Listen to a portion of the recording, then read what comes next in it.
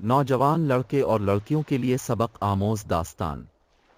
ایک نوجوان نے ایک عالم دین سے پوچھا، میں ایک جوان ہوں اور نامحرم دیکھنے کے لیے مجبور ہوں اور اپنے آپ کو نہیں روک پاتا، اس صورت میں کیا کروں؟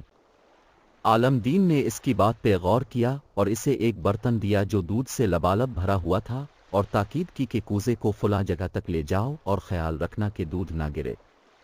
پھر کہا، میں خود بھی ساتھ چلتا ہوں، اگر تم سے دودھ گرا تو میں سب لوگوں کے سامنے وہی تمہیں اس چھڑی سے ماروں گا۔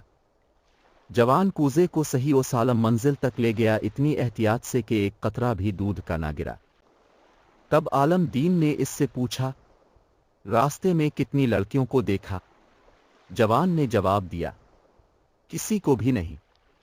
میں اس فکر میں تھا کہ دودھ کو احتیاط سے منزل تک پہنچا دوں تاکہ لوگوں کے سامنے مار کھا کر ذلیل نہ ہوں۔ عالم دین نے کہا، یہ اس مومن کی داستان ہے جو خدا کو ہمیشہ اپنے کاموں پر حاضر و ناظر جانتا ہے، اور قیامت کے دن وہ نہیں چاہتا کہ اپنے حساب و کتاب کے ذریعے لوگوں کی نظروں سے گرے۔ اور نیچے جو وہ سبسکرائب کا بٹن ہے نا، اس کو ہٹ کرو، جلدی سے کرو، سبسکرائب۔